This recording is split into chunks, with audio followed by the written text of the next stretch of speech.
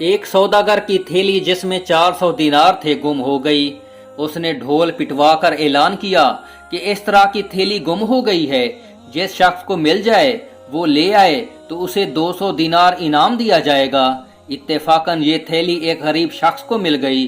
वो उसे लेकर मालिक के पास इनाम की उम्मीद में पहुंच गया, लेकिन सौदागर अपनी थैली को देखकर बदनीयत हो गया और उस गरीब आदमी से कहने लगा, इस थैली में निहायत कीमती मोती भी थे, क्या वो भी इसके अंदर हैं? वो आदमी बड़ा घबराया और समझ गया कि ये अब धोखा कर रहा है और इनाम न देने के लिए झूठ बोलने लगा है।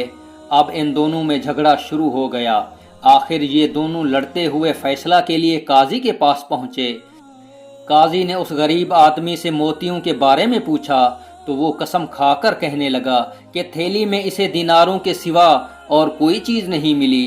अब काजी ने सौदागर से पूछा कि बताओ वो मोती कैसे थे? सौदागर ने उल्टी सीधी बातें की और कुछ सही ना बता सका।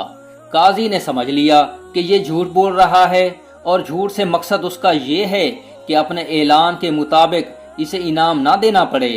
काजी ने कहा कि मेरा फैसला सुनो। ऐ सौदागर, तुम्हारा दावा है कि तुम्हारी थैली गुम हो गई जिसमें दिनार थे और मोती भी थे, और वो मोती ऐसे थे और ये आदमी जो थैली लाया है इसमें कोई मोती नहीं है। लिहाजा मैं इस नतीजा पर पहुंचा हूं कि ये थैली तुम्हारी है ही नहीं। लिहाजा तुम अपनी गुमशुदा थैली के लिए फिर से ऐलान कराओ। मुमकिन है तुम्हारी गुमशुदा थैली तुम्हें फिर मिल जाए और तुम कामरान व बामुराद बन जाओ। बहरहाल ये थैली तुम्हारी नहीं है। फिर काजी ने इस गरीब आदमी से मुखातिब होकर कहा, ये थैली 40 रोज तक एहतियात से रखो। अगर इसका कोई दूसरा दावेदार ना हो तो ये तुम्हारी है।